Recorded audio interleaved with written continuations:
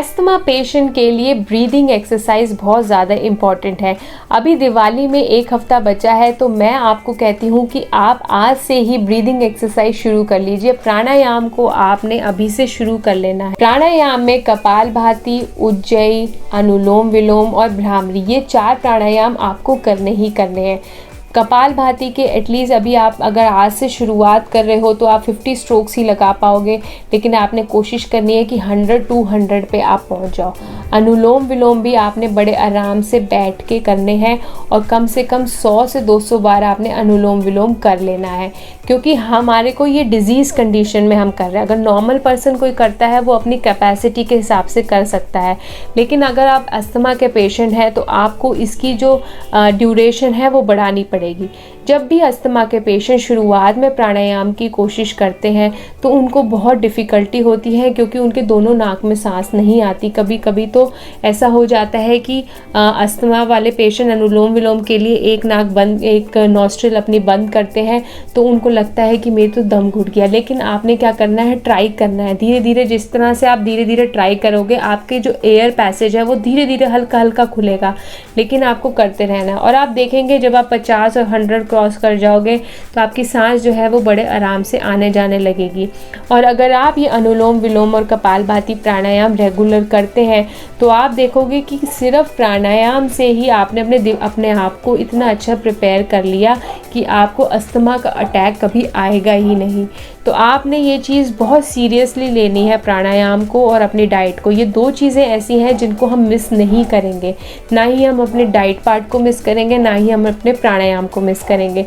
ये 2 चीज़ें आपको करनी ही करनी है विदाउट फेल। और बहुत ज़्यादा देखा गया है कि अस्थमा के पेशेंट का जो पोस्चर है वो हमेशा ड्रूप रहता है। उनका ये जो लंग्स वाला पार्ट है वो काफ़ी ज़्यादा शॉर्टन रहता है। तो हमने ऐसे योगा करने हैं जिससे हमारी लंग्स एक्सपैंड हो। तो आप देखेंगे कि ऐसे हमारे योगास में काफ़ी सारे ऐसे योगा हैं जो आप करेंगे तो आपकी जो लंग्स हैं वो काफ़ी अच्छे से एक्सपैंड होगी। जो आप ऑक्सीजन इनहेल कर रहे हैं वो पूरी तरह से आपके लंग्स को 100% अपनी कैपेसिटी के हिसाब से मिलेगी। तो योगा आसन में ऐसे काफ़ी सारे आसन हैं, जिसमें सर्वांग आसन, भुजंग आसन, धनुरासन, वक्रासन, अर्धमत्स्येंद्र आसन, शलभासन और लास्ट में हम शवासन करेंगे। सर्वांग आसन को अगर अभी के लिए आप छोड़ सकते हैं, क्योंकि अभी एकदम से वो होता भी नहीं है, तो इसमें हमने शुरुआत करनी है भुजंग आसन से। तो आप देखेंगे कि जब भी हम भुजंग आसन करते हैं तो हमारा जो चेस्ट है वो पूरा एक्सपैंड होता है, हमारी लंग्स की जो कैपेसिटी बढ़ती है। और यही सेम होता है धनुरासन में भी, अर्धमत्स्येंद्र आसन में भी। ये जितने भी आसन हैं इसमें, इन सारे आसन में क्या हो रहा है, ये जितने हमारा जो चेस्ट है, हमारा जो लंग पार्ट है वो एक्सपैंड हो रहा है, वो खुल रहा है। उसकी वजह से आपके पास 100% एयर जा रही है।